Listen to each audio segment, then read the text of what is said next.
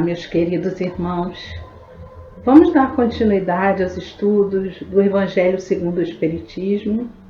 Hoje, continuando o capítulo 2, itens 5 a 7. O ponto de vista. A ideia clara e precisa que se faça da vida futura dá uma fé inabalável no porvir. E essa fé tem consequências enormes sobre a moralização dos homens, porque muda completamente o ponto de vista sob o qual eles encaram a vida terrena. Para quem se coloca pelo pensamento na vida espiritual, que é indefinida, a vida corpórea se torna simples passagem, breve estação no país ingrato. As vicissitudes, as tribulações dessa vida não passam de incidentes que ele suporta com paciência, pois sabe que são de curta duração e devem ser seguidas por um estado mais feliz. A morte nada mais terá de assustador. Deixa de ser a porta que se abre para o nada, para ser a porta da libertação, que faculta ao exilado a entrada numa morada de felicidade e de paz, sabendo que está em um lugar temporário e não definitivo. O homem encara as preocupações da vida com mais indiferença, resultando-lhe daí uma calma de espírito que abranda as suas amarguras.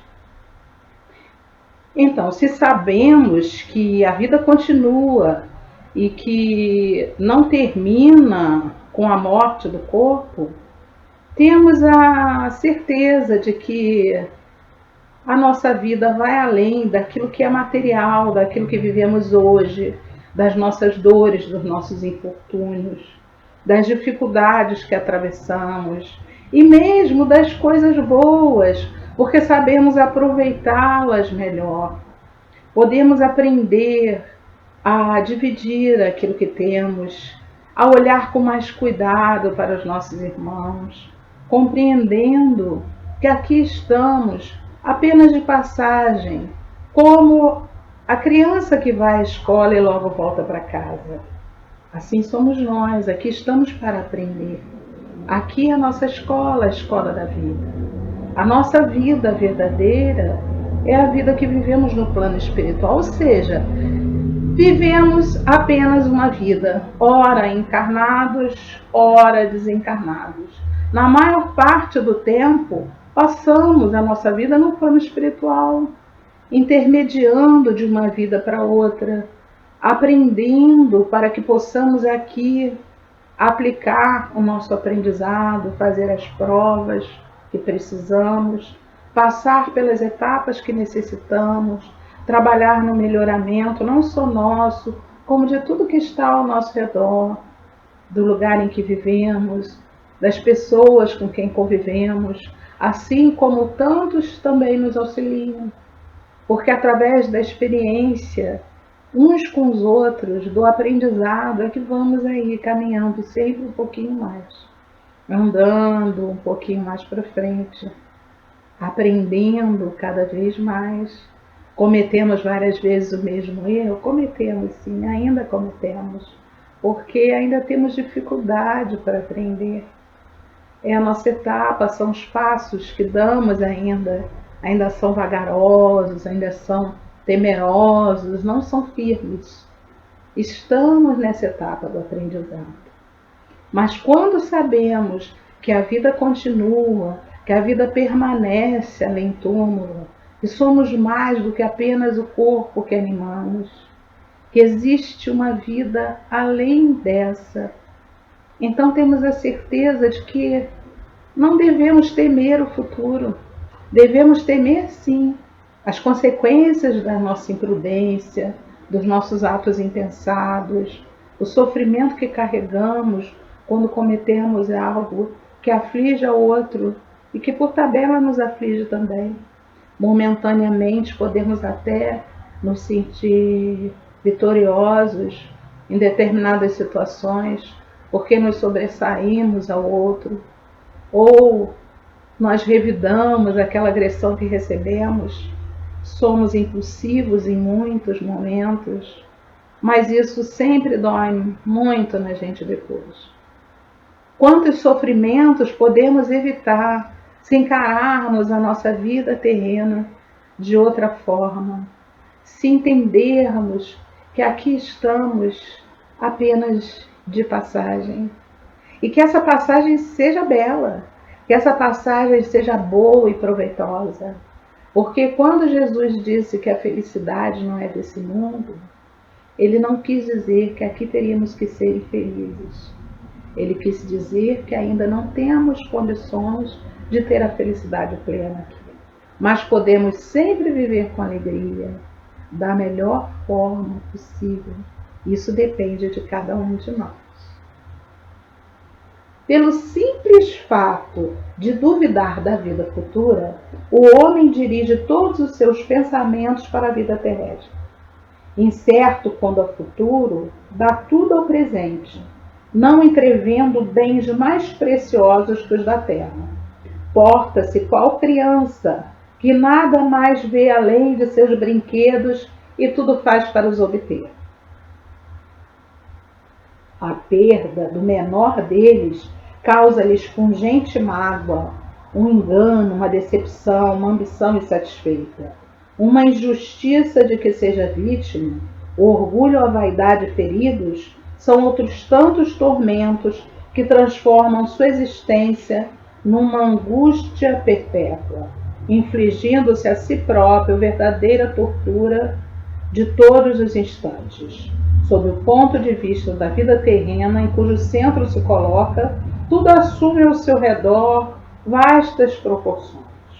O mal que o atinja, como o bem que toque aos outros, adquire aos seus olhos grande importância.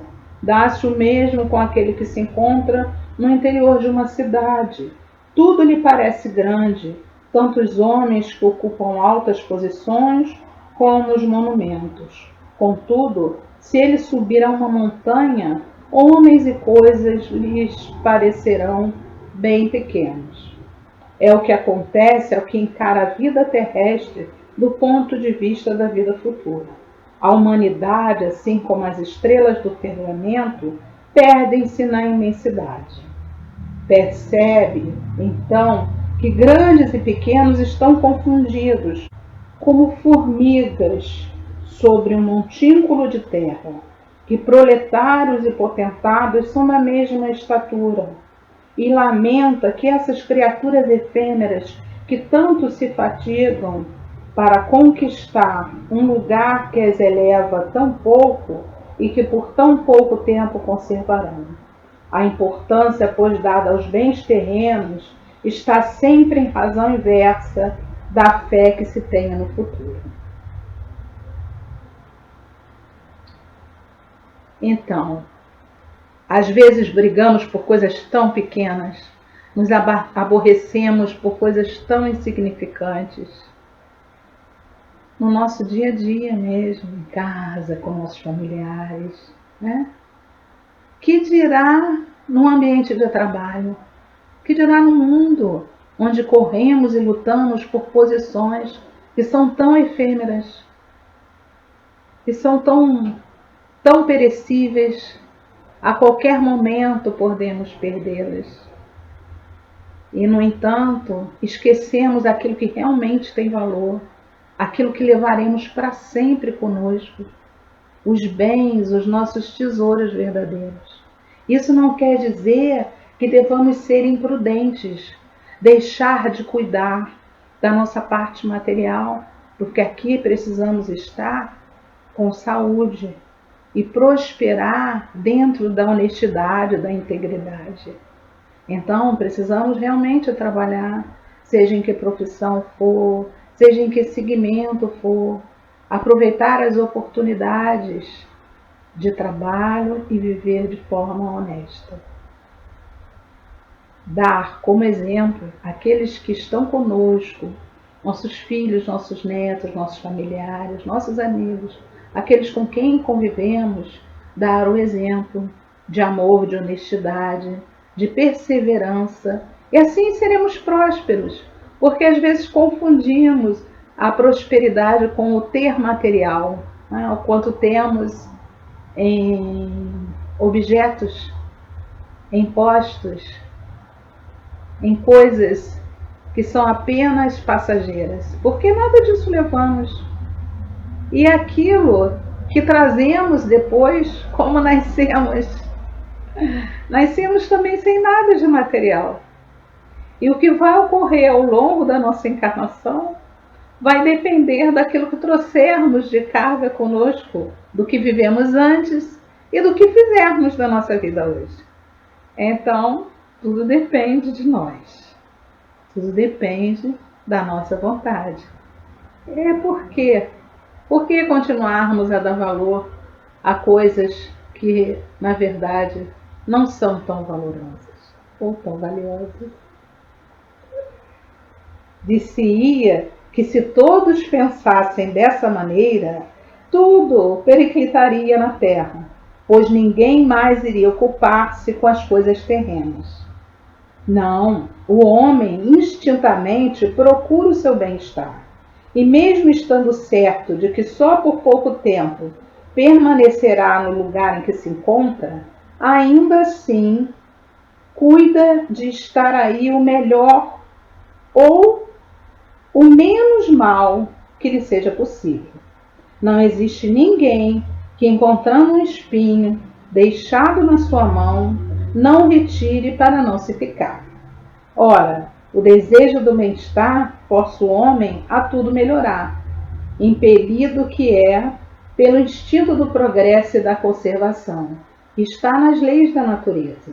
Ele, pois, trabalha por necessidade, por gosto e por dever, obedecendo desse modo aos desígnios da providência, que o pôs na terra para tal fim.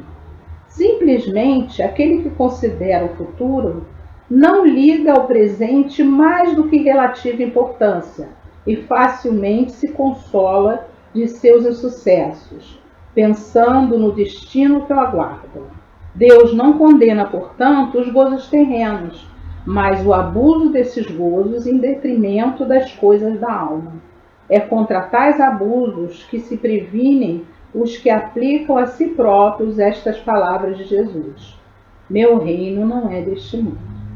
Aquele que se identifica com a vida futura assemelha-se ao rico que perde sem emoção uma pequena soma. Aquele que concentra seus pensamentos na vida terrena assemelha-se ao pobre que perde tudo o que possui e se desespera.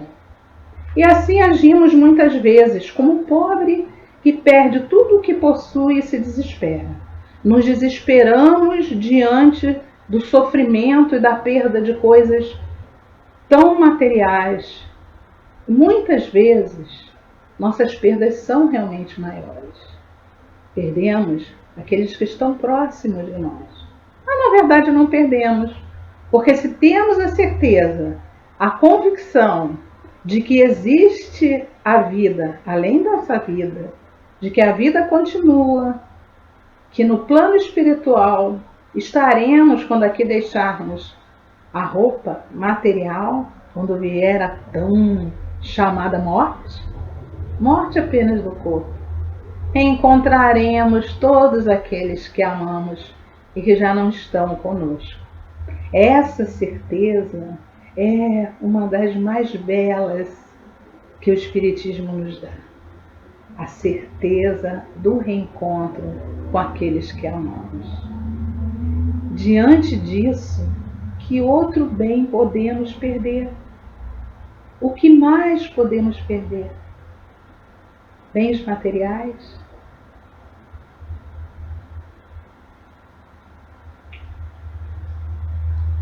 O Espiritismo alarga o pensamento, ele rasga novos horizontes.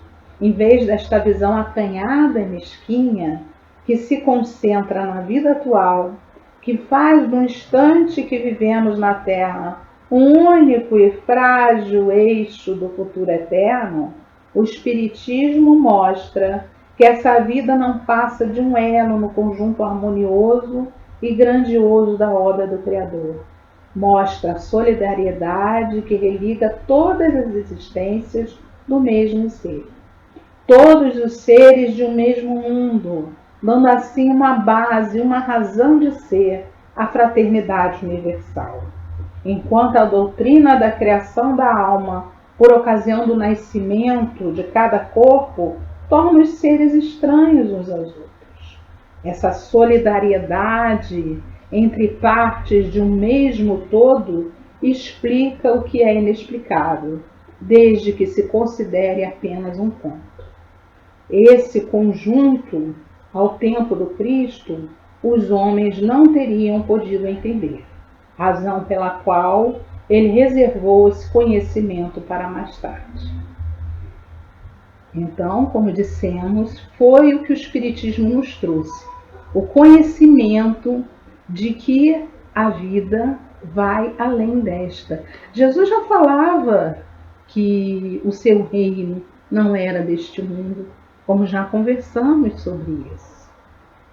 Então, ele deixou preparado para que na ocasião em que nós tivéssemos condições de entender, viesse o Espiritismo e nos falasse sobre a vida no plano espiritual, sobre as muitas vidas que vivemos, que na verdade é uma única vida, ou seja, Deus nos cria simples e ignorantes, dando-nos o livre-arbítrio, cria-nos para o bem, mas depende de nós, de nosso próprio esforço, que cheguemos à evolução, ao patamar de Jesus e continuemos no caminho do bem para a felicidade verdadeira e completa.